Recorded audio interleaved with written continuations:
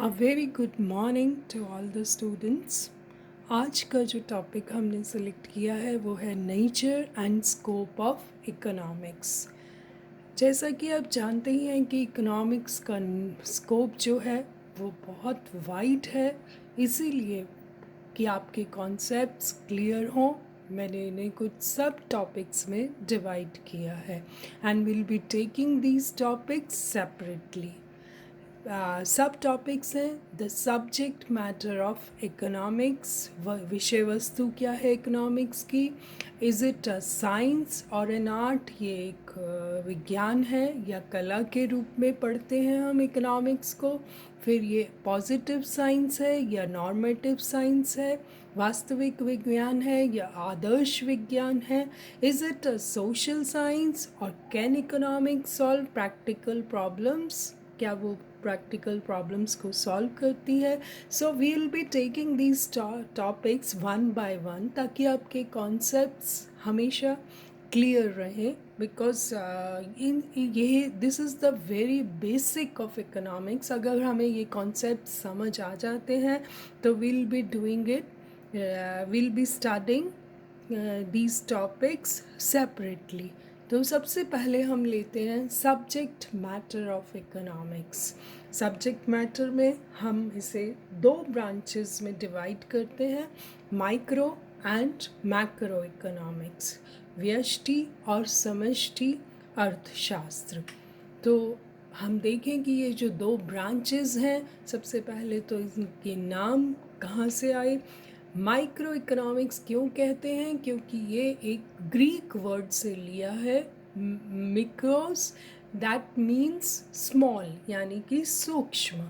ये Greek language के words हैं। मैक्रो इकोनॉमिक्स भी ग्रीक वर्ड में मैक्रोस, जिसका मतलब होता है लार्ज यानी कि विशाल।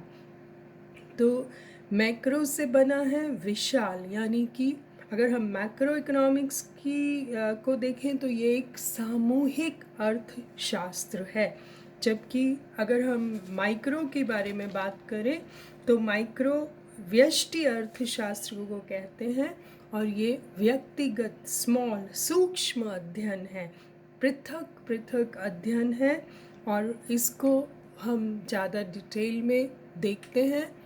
सम इम्पॉर्टेंट डेफिनेशंस कौन कौन सी दी गई हैं, जैसे कि पहली डेफिनेशन है केई बोल्डिंग की, micro economics is the study of a particular firm, particular households, individual industries, prices, wages, incomes and particular commodities. तो जब हम किसी एक यूनिट की बात करते हैं या किसी एक हाउस होल्ड की, एक परिवार की बात करते हैं या एक इंडस्ट्री की बात करते हैं, तो हम माइक्रो इकोनॉमिक्स को एक्सप्लोर कर रहे हैं। अगर मैं प्रोफेसर लर्नर के शब्दों में आपको बताऊं तो व्यष्टि अर्थशास्त्र में अर्थशास्त्र को माइक्रोस्कोप से देखा जाता है, जिससे पता चल सके कि आर्थिक जीवों के लाखों कोश, यानी कि जिसको हम सेल्स कहते हैं, व्यक्ति तथा परिवार उपभोक्ताओं के रूप में तथा व्यक्ति तथा फर्म उत्पादकों के रूप में संपूर्ण आर्थिक जो ये काम करता है कार्यचलन में अपना वो योगदान किस प्रकार से दे रहे हैं। ये जो यूनिट्स हैं ये अपना योगदान किस तरह से प्रोडक्शन में देती हैं, चाहे एज ए कंज्यूमर चाहे एज अ प्रोड्यूसर। ये सब पढ़ना हम माइक्रो इकोनॉमिक्स में पढ़ते हैं। इसके बाद बारे में मैक्रो इकोनॉमिक्स जो है, जिसे कि हम समष्टि अर्थशास्त्र कहते हैं, अगर बोल्डिंग के शब्दों में हम इसे देखें तो वो कह रहे हैं कि समष्टि अर्थशास्त्र व्यक्तिगत मात्राओं का अध्ययन नहीं है। It does not deals with the individual quantities.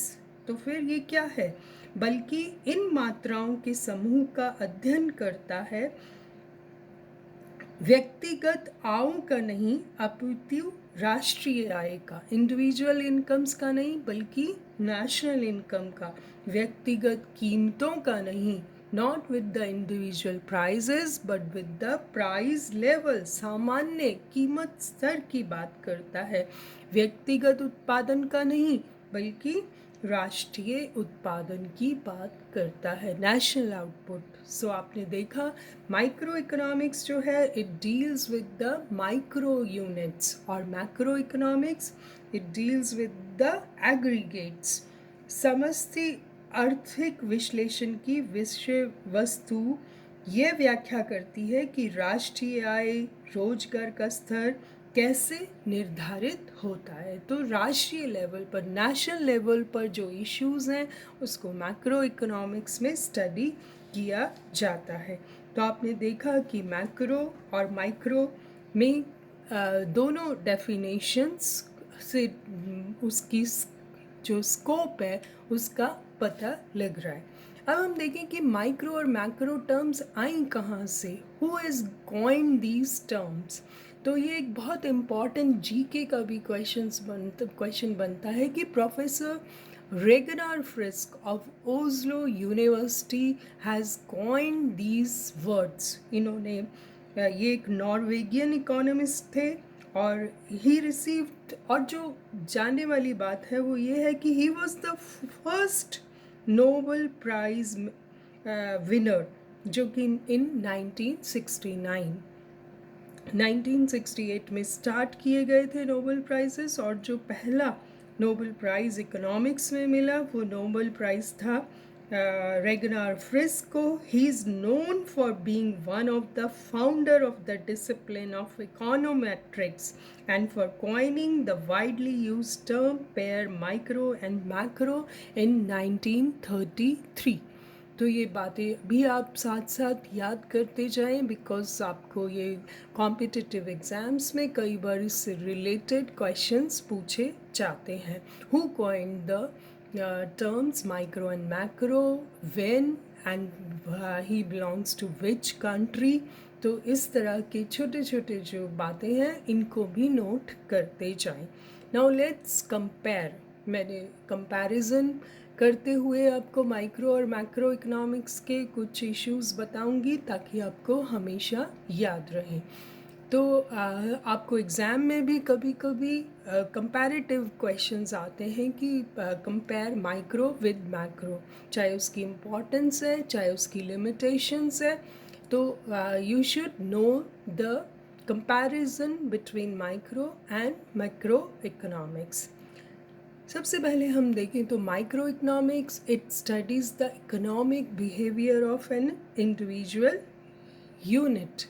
हम देखते हैं कि ये जो है वो अर्थशास्त्र की जो आर्थिक क्रियाएं हैं वो एक फर्म की आर्थिक क्रियाएं या कि एक इंडिविजुअल यूनिट का सूक्ष्म अध्ययन करती है।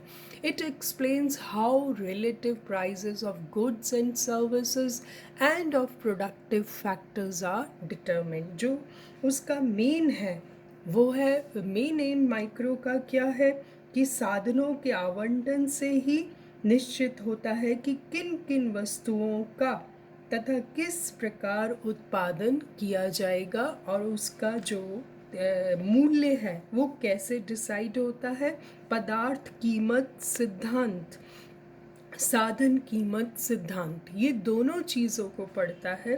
पदार्थ का कीमत सिद्धांत यानी कि कमोडिटी प्राइस फिक्सेशन, एंड साधन फैक्टर्स ऑफ प्रोडक्शन का भी जो कीमत निर्धारण होता है उसको हम माइक्रो इकोनॉमिक्स में ही पढ़ते हैं। ये थ्योरी ऑफ डिस्ट्रीब्यूशन है जहाँ की हम लोग पढ़ते हैं वेजेस, मजदूरी, लगान, ब्याज, लाभ। तो इन चारों का हम डिटेल में जहाँ स्टडी करते हैं दैट इज़ माइक्रो इकोनॉमिक्स। और इसका ऑब्जेक्टिव क्या है? The objective is to study principles and problems concerning optimum allocation of resources, कि किस तरह से जो लिमिटेड साधन हैं उनका यूटिलाइजेशन किया जाए, ऑप्टिमम यूटिलाइजेशन, ताकि हमें मैक्सिमम सेटिस्फैक्शन मिले। चाहे वो प्रोडक्शन से रिलेटेड प्रॉब्लम्स हैं चाहे कंजम्पशन से रिलेटेड, दोनों में ही माइक्रो का जो ऑब्जेक्टिव रहता है इकोनॉमिक्स का कि ऑप्टिमम एलोकेशन ऑफ रिसोर्सेज और मैक्सिमम सेटिस्फैक्शन, और इसमें जो sole determinant of the problem is price based micro economics में स्टडी की जाती है। It is the study of value.